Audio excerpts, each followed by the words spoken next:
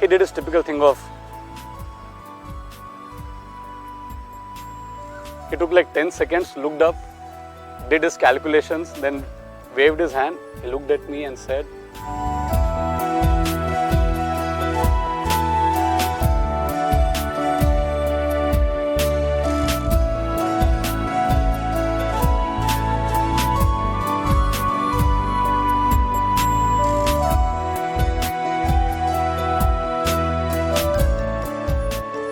so as I was thinking of what to say for today,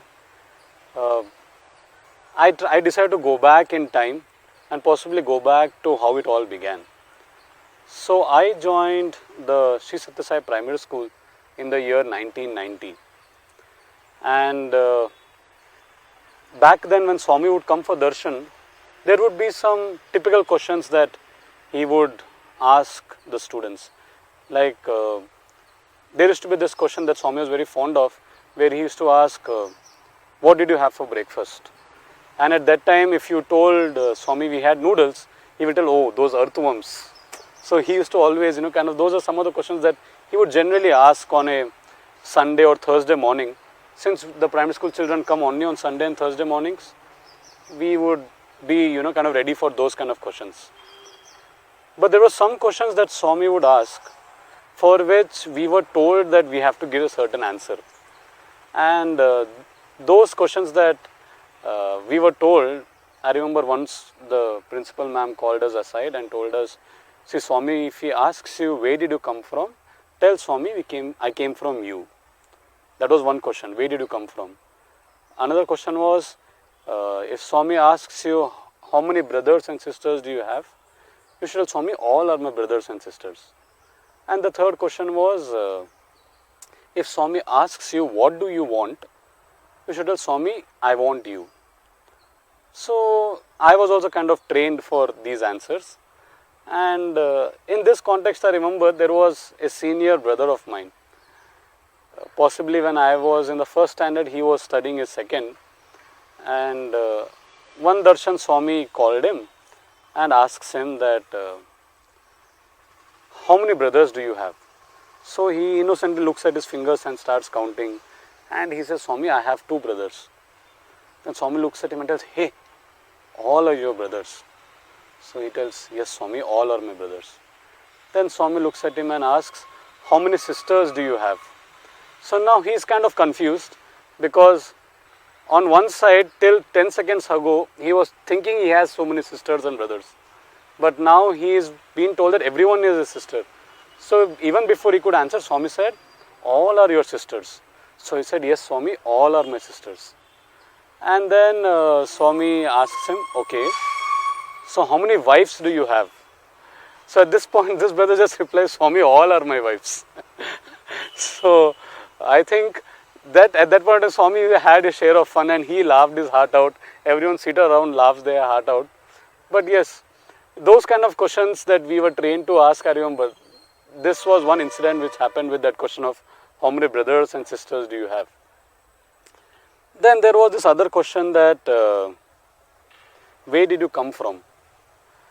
So I remember when I was in my first time and Swami asked me, where did you come from? So I told Swami, I came from you. To which Swami was very happy. He patted me on my back and continued going for darshan. But then as time went by, I grew up, I was in my high school, and it was around Diwali time, and we were all seated around Swami in front of the Purnachandra hall. The other end of the Purnachandra hall where, all the cracker bursting used to happen. So Swami was seated there. There were some VIPs, and on one side there were primary school children, on one side the students from high school and the college were there. So Swami came, as he was sitting there, he looked at one of the primary school boys and asked, where did you come from? And that boy's reply was immediate, Swami, I came from you. So Swami was very happy. And then Swami looked at another boy and asked, where did you come from? So he again told Swami, I came from you. To which Swami again was very happy, and then he looked at me and he asked, where did you come from? So now I know that there are children who have told Swami, we have come from you, and Swami is asking me, should I also tell I have come from you? At that point, this thing of I am grown up, I am more intelligent right now, started eating my mind. At this point of time, each time I look back at how my stay in this place has been, I always feel that when we were children, there were so many things that we were so innocent of, and when we told Swami things, we never thought, we were convinced about it. But as we grew, there's this funny quote which says, I was born intelligent but education ruined me. I think that totally applies to us. Because as we begin to grow, we start to analyze Swami. We start to think about, what does Swami expect from me at this point of time. So I am thinking, if I, a grown-up, tell Swami, I have come from you, it may sound very funny. Because there may be people around me who will look at me and think, oh, so you are a realized soul. You know that you have come from Swami. Is that what you want to say? So I was in a kind of a doubt, but then I eventually with hesitation said it. I told Swami, I have come from you. And then Swami looked at me and told, drama band karo, where did you come from? Stop the drama, where did you come from? And then I kind of felt free. I felt like, okay, now I can tell what I really want to tell. Where did I come from? So I told Swami, I came from Shimla. And Swami was like, yes, so you came from Shimla. What that whole incident taught me at that point of time was that Swami actually wants to know only what is in your heart. And he wants you to always tell him what is in your heart. Speak your heart out to him. He is always there to listen. You don't have to be fake with Swami in a relationship. Whether you are small or grown up, the thing with Swami is honesty in the relationship. And that's what I learned that day. Coming to that third question of what do you want? I remember when I was in the primary school and we got a chance to go into the interview room with Swami. Swami asked me, what do you want? And I replied, Swami, I want you. So Swami immediately created a medallion for me, a silver medallion, in which one side he is there, the other side there is an Om written. At that time Swami had given that to enough number of kids. Yeah, it's a sad story that I lost it in the primary school itself. While playing games it fell down and some such things, so I just happened to lose it. But yes, when I asked Swami when Swami asked me, what do you want?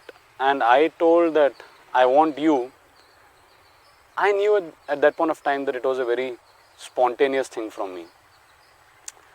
But as I grew up, and I was always wondering, will Swami sometime ask me, what do you want? And will I still answer that I want you?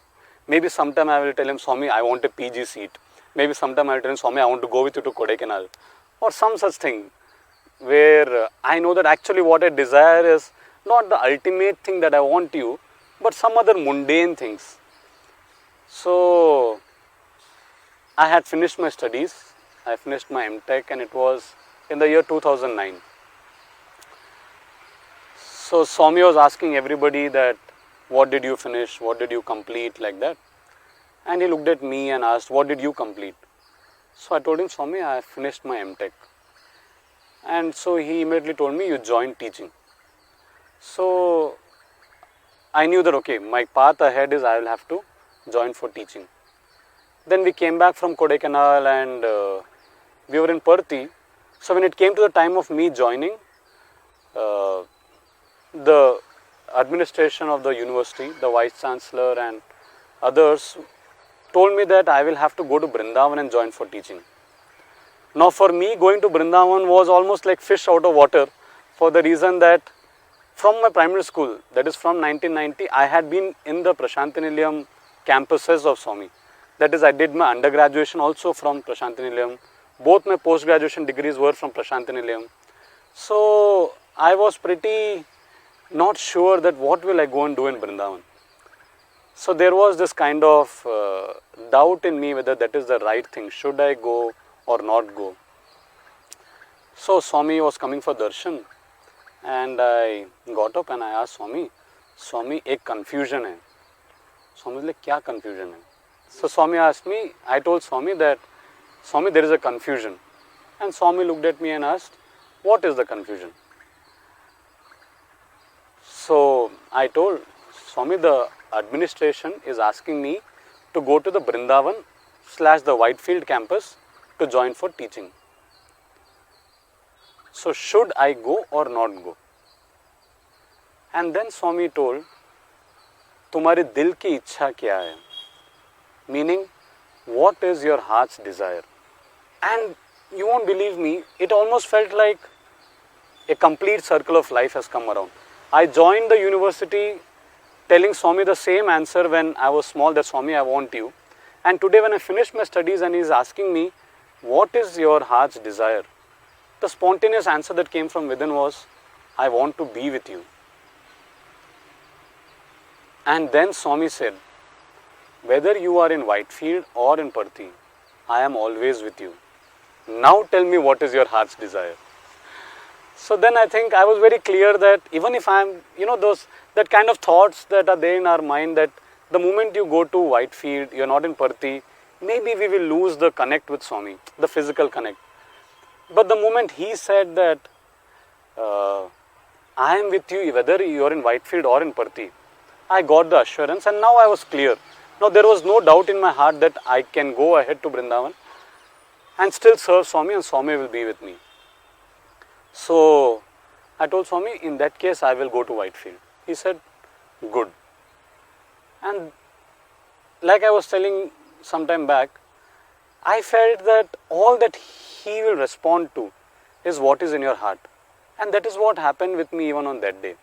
What was in my heart was the question of, I want to be with you. Now if I go away from here, is it that I am going to lose you? Because all through my life I have been with you in the same place, not more than 500 meters away from you, even in terms of staying in the hostel. So it always felt like that was that kind of doubt in my heart, to which he responded. Like, we heard the story of when Draupadi tried to call out to him at a time of need, she kept calling everything Dwarkavasi and Mathuravasi and all of that. But finally, when she told Hridayavasi, that's when he immediately appeared there. So I think the thing ultimately is, after we go through this period of time with Swami, he ultimately is there with us in our hearts. And that is where we need to look for him. There is no other place that we can find him easier than in our hearts. I remember, towards the end of Swami's physical sojourn, he always kept telling me again and again in various forms that ultimately I am there in your heart. I recollect a couple of experiences or stories from the past that remind me about how Swami would listen to what your heart is saying. There is a very kind of, say, a funny story. Like in this time of being with Swami, we always get used to having such a close relationship with him, where he is like anyone, like your friend or stuff like that. So, don't really misunderstand me in any of this, but then yeah, it is what it is.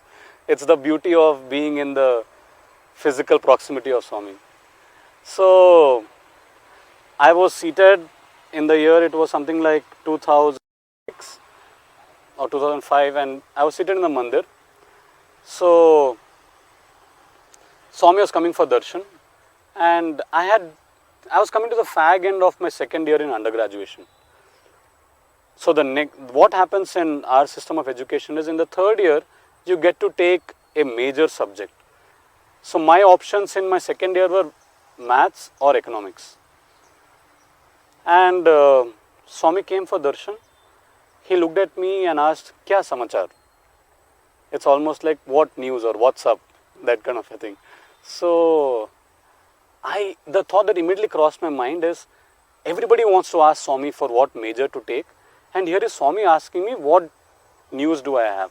So what a better opportunity than this for me to ask Swami what major should I take.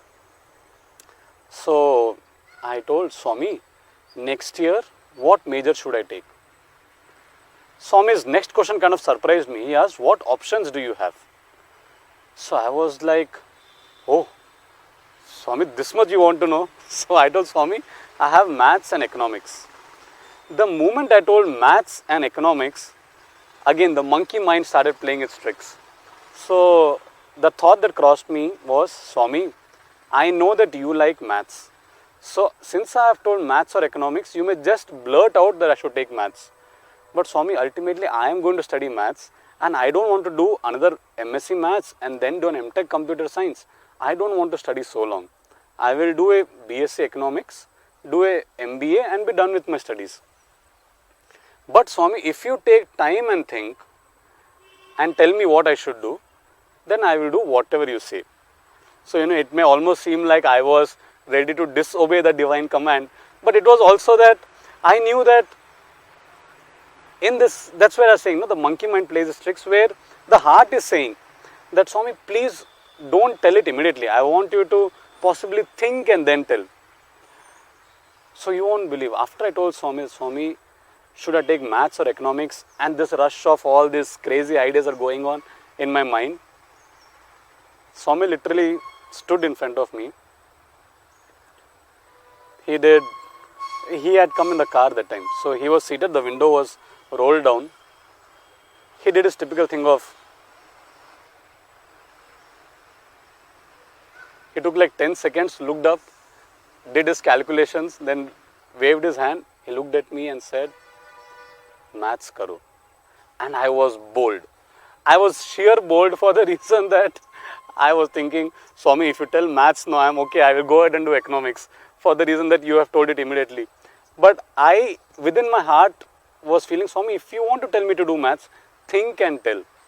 And he literally thought, Swami behaved, acted like as if he is thinking.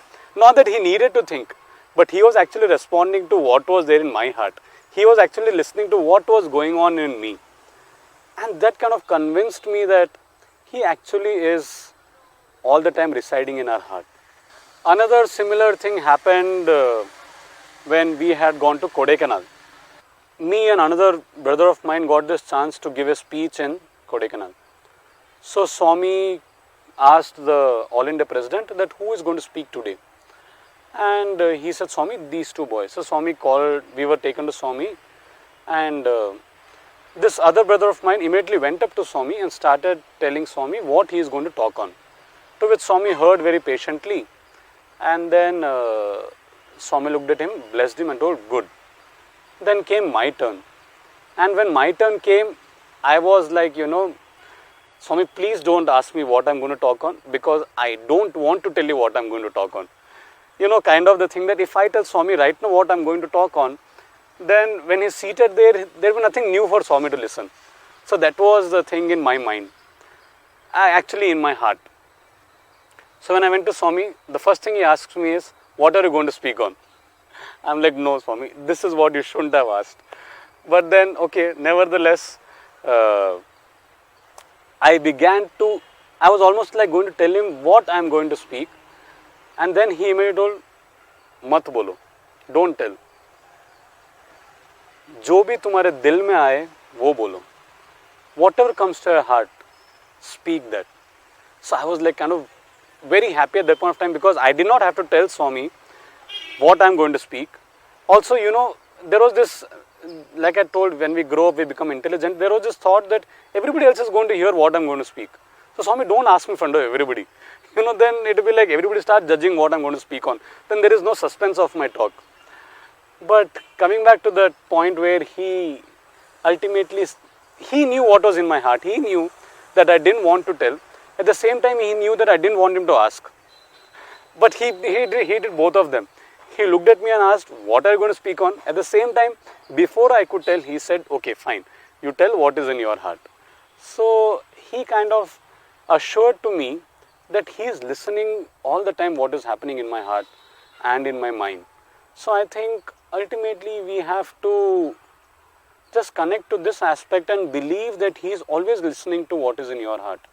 Anytime you have any question, always look back at your heart and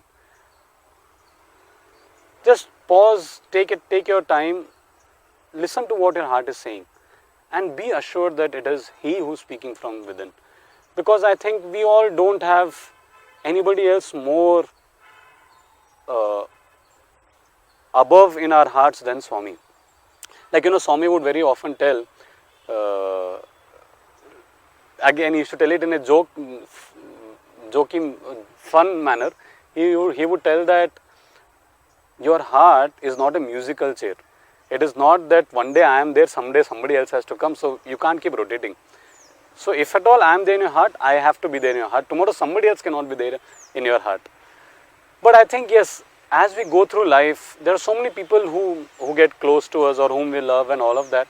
But ultimately you know that your heart beats for Him. And that's the only thing you can fall back on. There is nobody else who can convince you more about what Swami wants from you than what your heart can convince you about. So I think I have learned that in my stay with Swami, that just listen to your heart and I will speak from there.